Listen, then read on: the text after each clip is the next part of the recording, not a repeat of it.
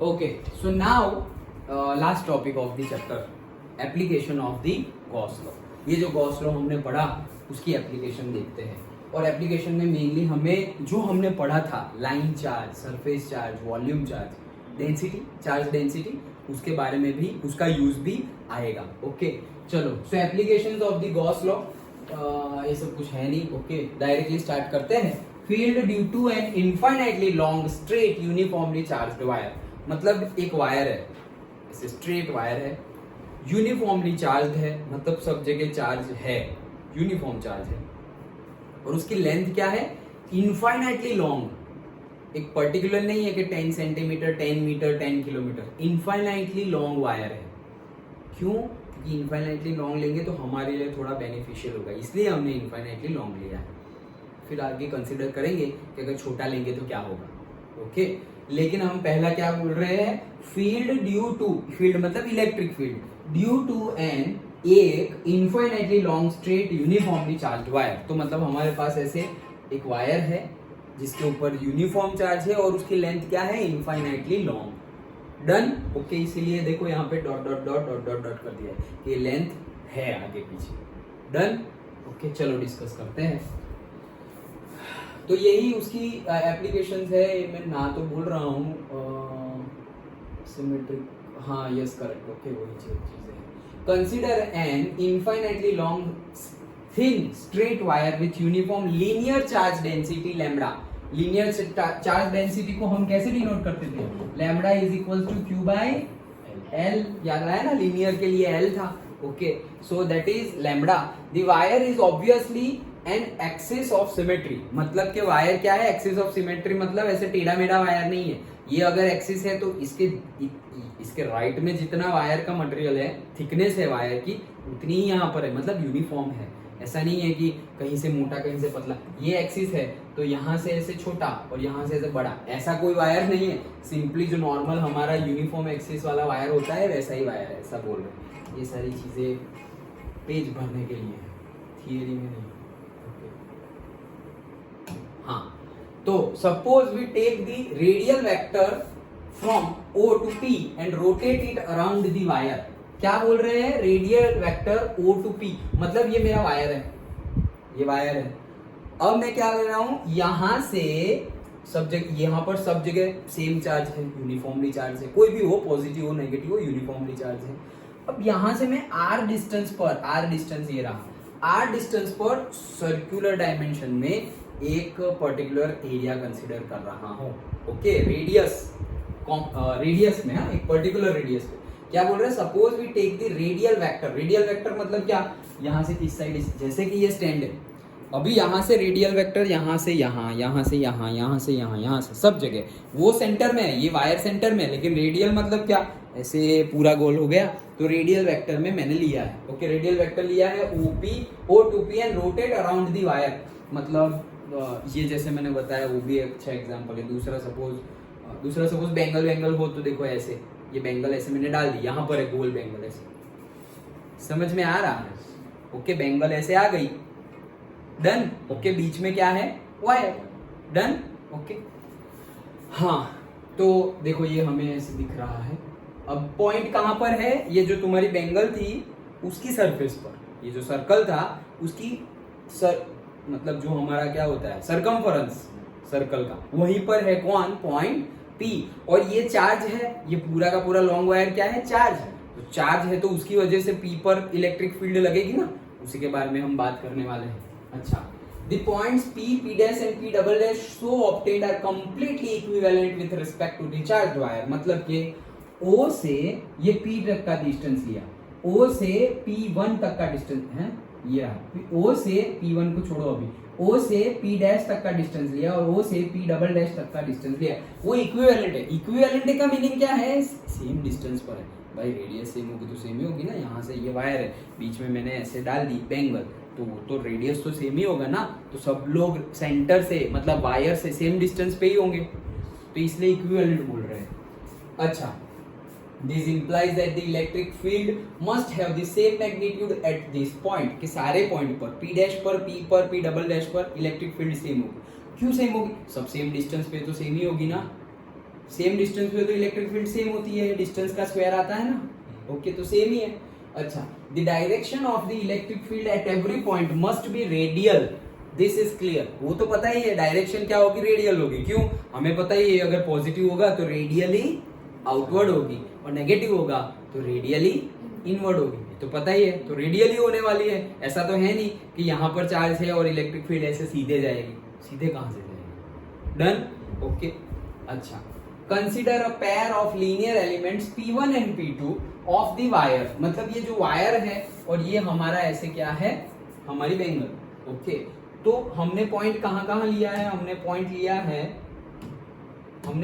है एक ऐसे यहाँ पर, एक यहाँ पर और एक यहाँ पर, तीनों सेम आर से, तीनों ये नहीं दिखाई दे रहा है, ये तो सेम दिखाई दे रहा है ना, ओके। ये तो मैंने रफली ऐसे ही बनाया, तो ये सेम डिस्टेंस पे है। अब क्या बोल रहे हैं, एक पॉइंट यहाँ भी ले लिया और एक पॉइंट यहाँ भी ले लिया वायर के ऊपर, P1 एंड P2, तो देखो ये P1 एंड P2, डन।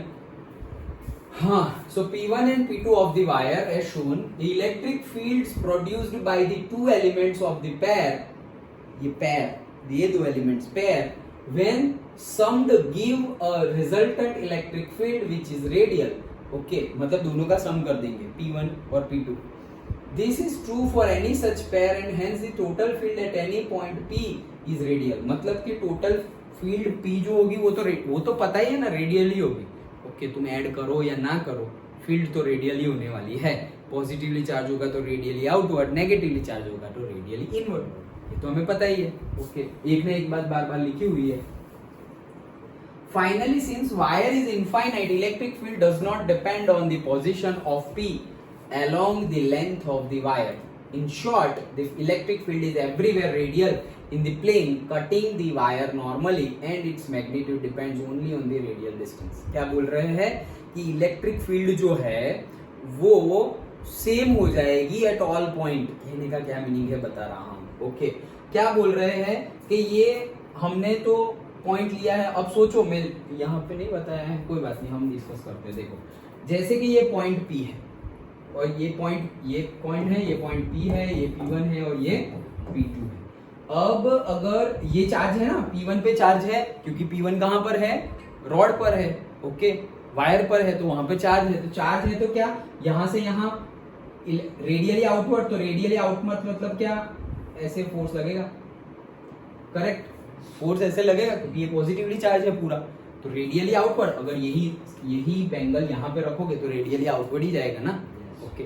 तो यहाँ से रेडियली आउटवर्ड और यहाँ से ऐसे जा रहा है सपोज, और वैसे ही यहाँ से भी रेडियली आउटवर्ड और यहाँ से भी ऐसे जा रहा है। मतलब इसको ही मैं जूम करके यहाँ ड्रॉ कर रहा हूँ कि ये मेरा पॉइंट P है, ओके। तो यहाँ से एक ऐसे जा रहा है, यहाँ से एक ऐसे जा रहा है। मान लो कि हॉरिजॉन्टल के साथ वो क्या एंगल बना रहा है, थीटा, और ये भी क्या बना रहा है, theta.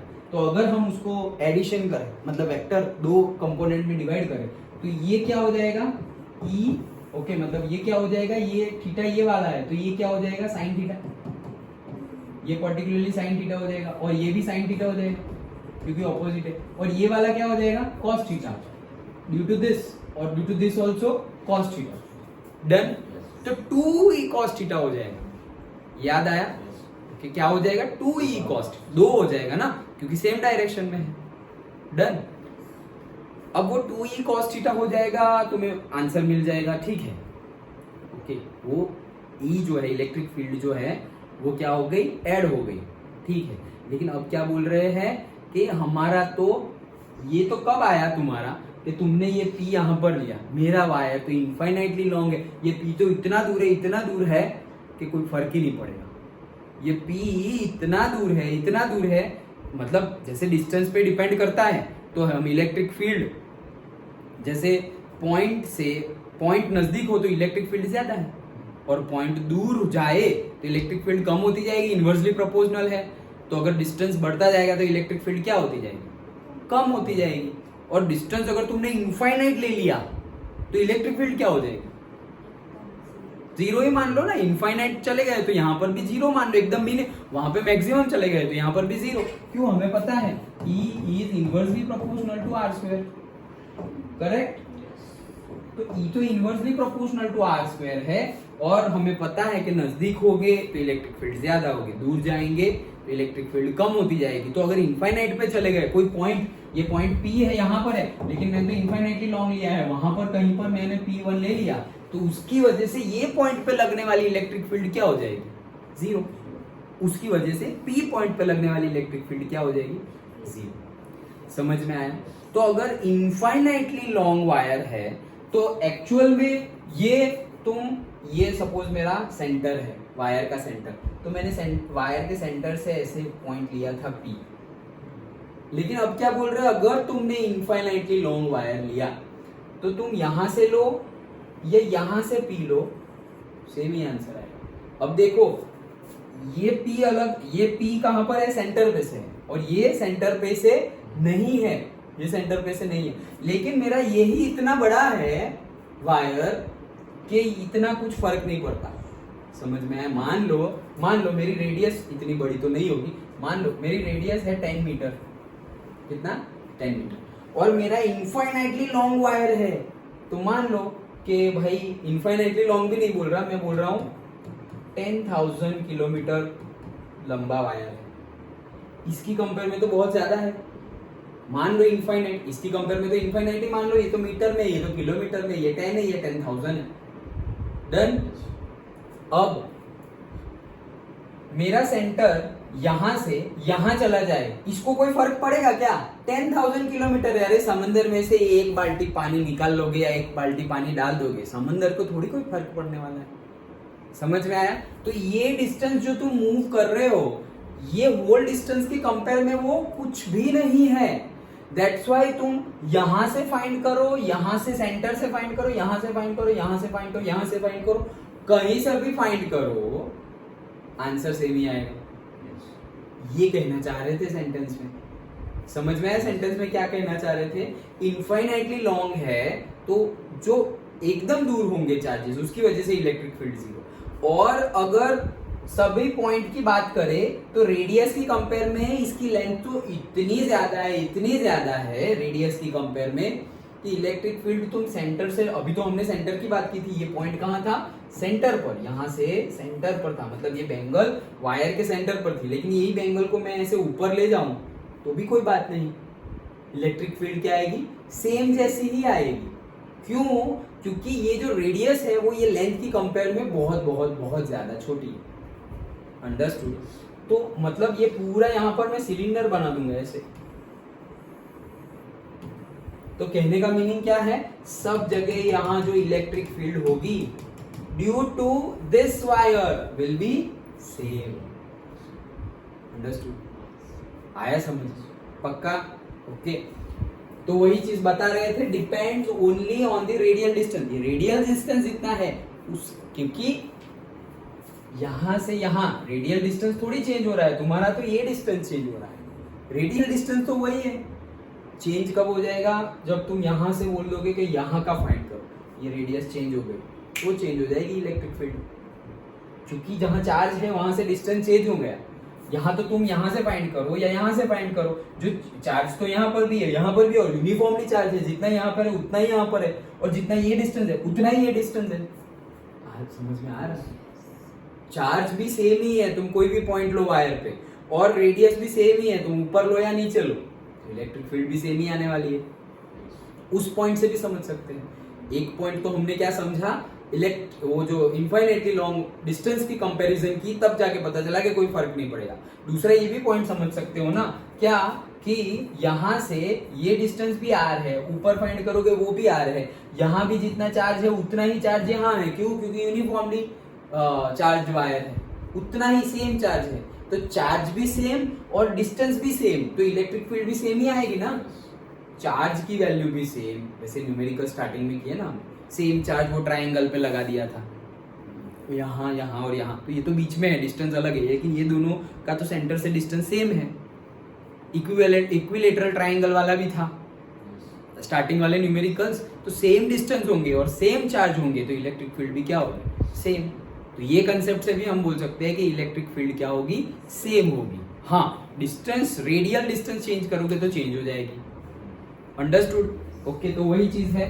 To calculate the field imagine a cylindrical Gaussian surface, जैसे अभी हमने ड्रॉ कर दिया वैसे गॉसियन सरफेस हम ड्रॉ कर सकते हैं। ये देखो, ये रहा गॉसियन सरफेस जो अभी हमने ड्रॉ किया ना, ये हमने जो ड्रॉ किया वैसा ही गॉसियन सरफेस हमने ड्रॉ कर लिया। ओके, और वही जो हमने फाइंड किया था ईडीएस वैसे ही फाइंड करना है। सो हम गॉसियन सरफेस ड्रॉ कर सकते हैं। नाउ कहां गया? cylindrical Gaussian surface, since the field is everywhere radial flux through the two ends of the cylindrical Gaussian surface is zero। क्यों, क्या बोल रहे हैं ये इसके पहले वाला न्यूमेरिकल क्या वो बोल रहे हैं, क्या बोल रहे हैं? सिलेंडर है ऐसा। ओके, अब हम बोल रहे हैं इलेक्ट्रिक फील्ड रेडियल है, तो इलेक्ट्रिक फील्ड की डायरेक्शन क्या है? रेडियल, ऐसे और ऐसे। तो ये मेरा सिलेंडर है, ये टॉप सरफेस, ये बॉटम सरफेस, ई की डायरेक्शन ऐसी है, ये सरफेस ऐसी है, तो यहाँ पे एरिया वेक्टर कैसे होगा? ऐसे। डन। तो ई की डायरेक्शन और एरिया वेक्टर के बीच में कितना एंगल आ गया? 90 डिग्री। जैसे अभी हमने सिलेंडर ऐसे टेढ़ा रखा था, मतलब हॉरिजॉन्टल रखा था, तो इस डायरेक्शन में तो सेम आया था, लेकिन वर्टिकल डायरेक्शन में 90 डिग्री बना, तो वहां पे फ्लक्स जीरो आ गया था। तो यहाँ पर भी जीरो आ जाएगा। समझ में आ रहा है क्यों जीरो आ जाएगा? क्योंकि एंगल क्या बन गया? 90 डिग्री बन गया। तो वही है कि flux through electric flux through the two ends of the cylindrical Gaussian surface is zero. क्यों जीरो समझ में आया? क्योंकि एंगल जीरो। चिराग समझ में आ रहा है ना? सर या आप सर में दर्द हो। क्यों? ये यहाँ से लेके यहाँ तक पेन। कब से?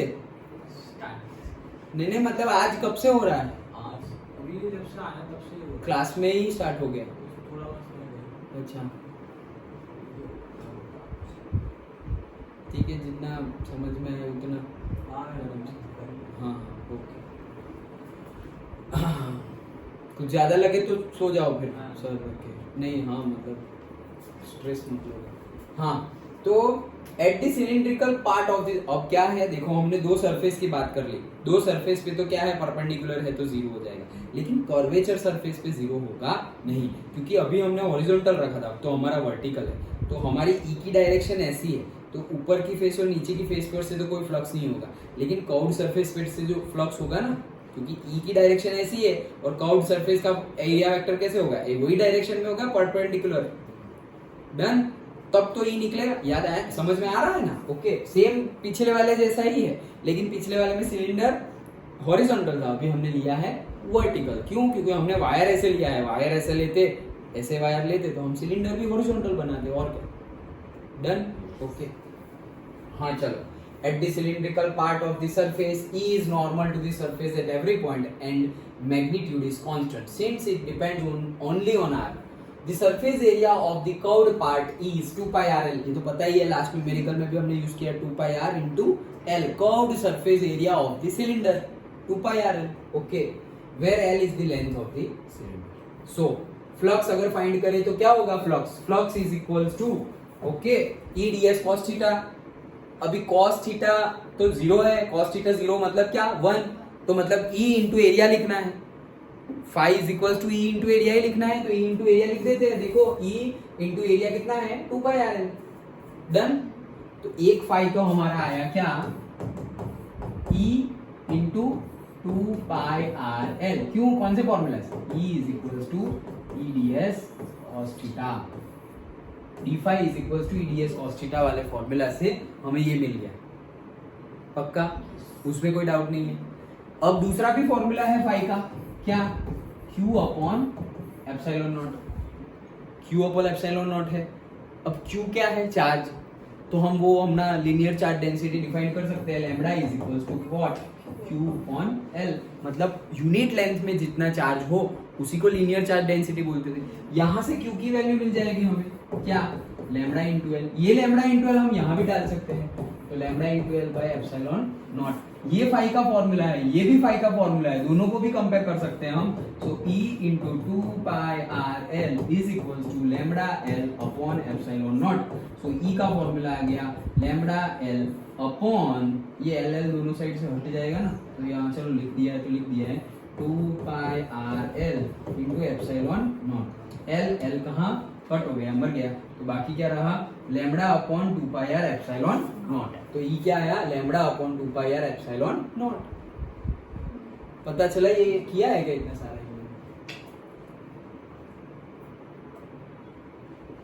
मतलब किया है बट थोड़ा शॉर्ट में लग रहा है। किया तो है, ओके शॉर्ट में है, बट समझ में आया क्या किया। हमारे पास फ्लक्स की दो फॉर्मूला है, एक ईडीएस कॉस थीटा और दूसरा Q upon epsilon not. EDS cos theta में ई तो है, डीएस तो एरिया, एरिया कहाँ का, कर्व्ड सरफेस का, वो क्या है 2πrl, थीटा क्या है 0, तो वो हो जाएगा 1। तो E D S cos theta से हमें एक आंसर मिला, एक फॉर्मूला मिला। दूसरा phi is equal to Q upon epsilon naught. ये क्यू क्या है, तो ये क्यू चार्ज है, तो हमने तो लाइन लिया है मतलब वायर लिया है, तो linear charge density lambda is equal to what Q by L. यहां से क्यू मिल जाएगा लैम्बडा इंटू एल। ये क्यू का फॉर्मूला हमने यूज किया कहां पर, क्यू अपॉन एप्सिलॉन नॉट, तो हमें ये मिला। अभी ये दोनों इक्वेशन में LHS दोनों सेम है, फाई एंड फाई, तो RHS को भी सेम कर सकते हैं। तो दोनों को कंपेयर किया तो E इंटू 2πrl क्या, E into 2πrl is equal to क्या, lambda L upon epsilon naught, l l cancel हो गया, तो ये। और डायरेक्शन क्या होगी, जो भी डायरेक्शन में तुम्हारा E लिया होगा वही डायरेक्शन होगी। तो E की डायरेक्शन हमने क्या ली थी, अगर पॉजिटिवली चार्ज है तो रेडियली आउटवर्ड, नेगेटिवली चार्ज है तो रेडियली इनवर्ड, दैट्स इट। हमने साइन कन्वेंशन पॉजिटिव लिया है तो हम रेडियली आउटवर्ड बोलेंगे, रेडियली आउटवर्ड बोले तो क्या आएगा, एन कैप बोल दो या आई कैप बोल दो, एक्स डायरेक्शन होगा तो आई कैप, और कुछ डायरेक्शन शो नहीं कर रही है आई जे के, तो एन कैप लिख दो, डन। ओके, तो वही चीज है, देखो where N is the radial unit vector in the plane, normal, normal है बस। अब ये एक्स वाई जेड, तो अभी हमने सिलेंडर ऐसे रखा हुआ है और अब नॉर्मल लोगे तो एक्स डायरेक्शन ही आएगा। लेकिन वही केस सिलेंडर अगर ऐसा, वायर ऐसा है और सिलेंडर गॉसियन सरफेस ऐसी बनी होती, सिलेंडर मतलब गॉसियन सरफेस ही, एक्चुअल में ये सिलेंडर नहीं है, हम तो वायर का कंसीडर कर रहे हैं, लेकिन गॉसियन सरफेस सिलेंडर बनाई है हमने, डन। तो वो हॉरिजॉन्टल होता तो हॉरिजॉन्टल बनता, हॉरिजॉन्टल बनता तो इससे पहले जो न्यूमेरिकल सॉल्व किया वैसा हो जाता। तो कर्व्ड सरफेस यहाँ से परपेंडिकुलर, तो क्या आता, वाई डायरेक्शन आती, एक्स और जेड जीरो हो जाता। लेकिन अगर हम एक्स वाई जेड मतलब आई जे के नहीं लिखना चाहे तो हम एन कैप लिख सकते हैं कि भाई कर्व्ड सरफेस के नॉर्मल है, दैट्स इट। अभी तुम वर्टिकल लोगे तो कुछ और होगा, हॉरिजॉन्टल लोगे तो कुछ और होगा, एन कैप लिख के बात खत्म करो, डन। ओके, तो वही चीज है, E directed towards if outwards if lambda is positive and inwards if lambda is negative. Yes correct. Note that when we write a vector a scalar multiplied by unit, हाँ तो ये तो हमें पता ही है क्या, a इज इक्वल टू क्या होता है, a वेक्टर पूरा a लिखा मतलब क्या, a उसका मैग्नीट्यूड है और स्मॉल a क्या है, उसकी डायरेक्शन। यस, तो ये अभी चलो so whatever. Okay, the direction of A will be same as that of the unit vector if A greater than 0 and opposite if direction of A is less than 0. When we want to restrict to non-negative values, we use the symbol mod of A and call the modulus of A, and thus modulus of A is greater than or equals to 0. कहने का meaning क्या है कि अभी तो हमने radial direction ली है E की, क्योंकि पॉजिटिवली चार्ज है, तो इस साइड तो जाएगा तो वो तो पॉजिटिव है, लेकिन इस साइड जाएगा वो तो नेगेटिव एक्स हो जाएगा। तो ये नेगेटिव एक्स ई डी एस कॉस थीटा में ई की डायरेक्शन कौन सी है, नेगेटिव एक्स, और ए की डायरेक्शन कौन सी होगी, वो भी नेगेटिव एक्स होगी। ओके, तो कॉस थीटा तो जीरो आ जाएगा, लेकिन ई डी एस और से ई इंटू डी ए का फॉर्मूला में वैल्यू पुट करोगे तो आंसर क्या आएगा, नेगेटिव आएगा, आंसर नेगेटिव आएगा। लेकिन ये आंसर नेगेटिव क्या शो कर रहा है, सिर्फ और सिर्फ डायरेक्शन। फ्लक्स थोड़ी नेगेटिव होता है, पहले ही हमने बहुत कुछ डिस्कस कर लिया, फ्लक्स नेगेटिव होता नहीं। माइनस क्या शो कर रहा है कि ई की डायरेक्शन, इलेक्ट्रिक फील्ड की डायरेक्शन क्या है, नेगेटिव एक्स डायरेक्शन में है, डन। ओके, सो वो बोल रहे हैं कि अगर कोई कंफ्यूजन ना हो तो इसके लिए हम एरिया वेक्टर डायरेक्टली क्या कंसिडर कर सकते हैं, मॉड्यूलस कंसिडर कर सकते हैं। तो फिर अंदर माइनस होगा तो भी प्लस हो जाएगा और प्लस होगा तो प्लस हो ही जाएगा, डन। ओके, वही चीज बताई है। Also note that though only the charge enclosed by the surface was included above, the electric field is due to the charge on the entire wire. Further, the assumption that the wire, हाँ तो ये तो हमने क्या लिया था कि बहुत ज्यादा लंबा वायर है, ऐसा infinitely long. Okay, so crucial. Without this assumption, we cannot take E to be normal to the curved part of the cylindrical Gaussian surface. However, equation is approximately true for electric field around the central position of a long wire, where the end effects may be ignored. क्या बोल रहे हैं कि ये जो हमने consider किया इतना लंबा इनफाइनाइटली लॉन्ग वायर, उसकी जगह अगर हम, ये तो एजम्पशन था कि इनफाइनाइट, सही में थोड़ी कोई इनफाइनाइटली लॉन्ग वायर होता है, तो हम क्या बोल रहे हैं कि अगर फाइनाइट वायर होता तो ये जो बोला ना हमने कि यहाँ से अगर ये डिस्टेंस सेंटर पे है, यहाँ पर ये सेंटर पे पॉइंट P है, यहाँ पर P1 है, यहाँ पर P2 है, वही डिस्कस किया था हमने अभी। ओके, तो ये सेंटर पर है, तो सेंटर पर से कोई पॉइंट है, ओके, सेंटर से कोई पॉइंट है, तो वो एंड पॉइंट की वजह से जो इलेक्ट्रिक फील्ड लगेगी ये पॉइंट पर, ओके, उसको हमने जीरो कंसिडर कर लिया क्योंकि वो बहुत ही लंबा डिस्टेंस था इसलिए। लेकिन यहाँ पर तो लंबा डिस्टेंस नहीं है, तो उस केस में जीरो कंसिडर कर सकते नहीं है। तो उस केस में क्या करेंगे, तो उस केस में जो हमें आंसर मिल रहा है ना, वो सेंटर वाले पॉइंट के लिए तो सही होगा, लेकिन सेंटर से तुम ऊपर चले गए और यहां से फाइंड किया तो वो सेम आंसर आएगा नहीं। क्यों? क्योंकि पहले तो बोला था कि समंदर में से बाल्टी डालो या बाल्टी भरो कोई फर्क नहीं पड़ेगा, लेकिन अभी ये समंदर नहीं है, अभी तुम्हारे पास एक टैंक ही है, तो उसमें से बाल्टी लोगे वॉल्यूम कम हो जाएगा, बाल्टी डालोगे तो वॉल्यूम ज्यादा हो जाएगा, मतलब यहाँ से ऊपर जाओगे तो भी चेंज मिलेगा फाइनल आंसर में, और यहाँ से नीचे जाओगे तो भी चेंज मिलेगा फाइनल आंसर में। डन। तो लास्ट सेंटेंस में वही बोल रहे हैं कि ये तो हमने एजम्पशन लिया था, अगर एजम्पशन ना ले तो यही फॉर्मूला तो यही आएगा जो हमारा फॉर्मूला आया है ई का। ओके, हमारा ई का जो फॉर्मूला आया है, ई का जो हमारा फॉर्मूला आया है ये वाला, okay, E is equals to lambda upon 2 pi are epsilon naught N cap. ये जो फॉर्मूला आया है ये फॉर्मूला तो यही रहेगा, अगर छोटा वायर होगा तो भी, फाइनाइट लेंथ का वायर होगा तो भी, लेकिन ये फॉर्मूला एप्लीकेबल कब होगा, सिर्फ और सिर्फ ये जो फाइनाइट लेंथ का वायर है उसके सेंटर से बात कर रहे हो तुम, ये पॉइंट कहाँ है, सेंटर से रेडियल डिस्टेंस पर है, तब ये फॉर्मूला लागू होगा। उसके बजाय तुम अगर ऊपर नीचे चले गए तो फिर फॉर्मूला में सेम आंसर आने वाला नहीं है। अंडरस्टूड? पता चला? Sure? Okay, so this is field due to the infinitely long wire. Understood? तो वैसे ही दूसरी दो थियरी है। सर हाँ बोलो। वो सिलेंडर क्यों लिया, गॉसियन सरफेस? गॉसियन सरफेस हमने सिलेंडर इसलिए लिया क्योंकि हमारा क्या था यहाँ पर, सपोज हमारा यहाँ पर था वायर, ओके, और ये सारा सपोज हमने ले लिया पॉजिटिवली चार्ज। अब हम बात कर रहे हैं कि ये सेंटर है और सेंटर से कोई एक आर डिस्टेंस है। डन? सेंटर से कोई आर डिस्टेंस है। अब हम बोल रहे हैं कि अगर इनफाइनाइटली लॉन्ग वायर है तो अगर हम यहाँ सेंटर से यहाँ ऊपर चले गए तो भी कोई फर्क पड़ने वाला नहीं है, इनफाइनाइटली लॉन्ग वायर है, तो यहाँ से आर डिस्टेंस होगा तो वो कहाँ होगा, यहाँ पर। फिर यहाँ से भी आर डिस्टेंस होगा तो वो कहाँ होगा, यहाँ पर। यहाँ नीचे जाओगे तो भी आर डिस्टेंस यहाँ पर होगा, यहाँ आर डिस्टेंस तो सेम ही रहेगा। ओके, तो ऐसे बन गया, ठीक है, ये सब आर बना।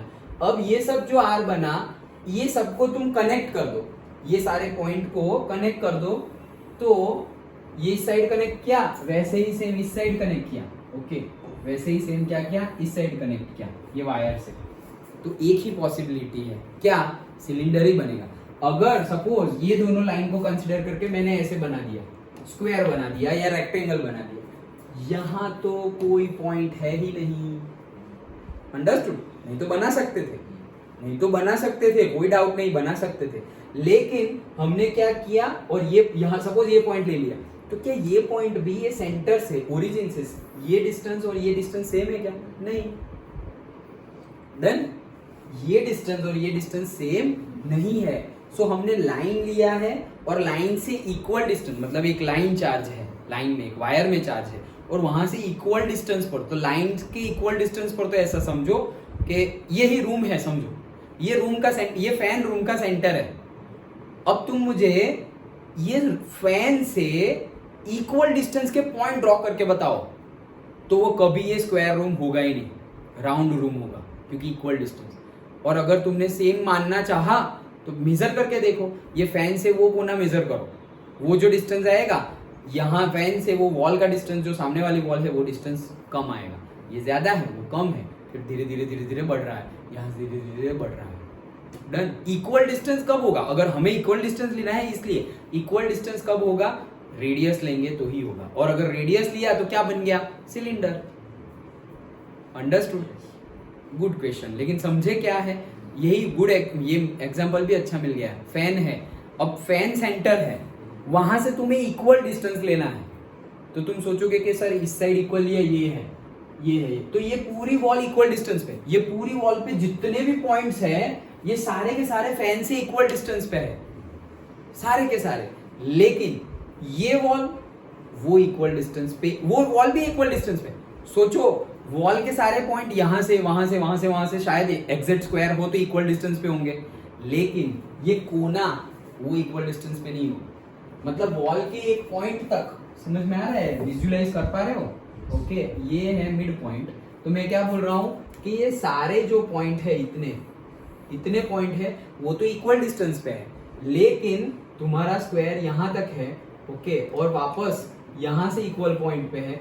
ये पॉइंट देखो, ये पॉइंट यहां से दूर है, मतलब यहां से ये मेजर करोगे तुम तो शायद आर तुम्हें सेम मिल जाए सारा, लेकिन ये सेम नहीं मिलेगा, ये तो ज्यादा ही हो गया। तो तुम सेम डिस्टेंस कंसीडर करना चाहो तो वो क्या बनेगा, सर्कल ही बनेगा। समझ में आ रहा है? पक्का? ओके, सो दैट्स व्हाई हमने बनाया क्या, सिलेंडर बनाया, मतलब बन गया। सिलेंडर के अलावा कोई चॉइस ही नहीं है हमारे पास। डन? पक्का? ओके। हाँ,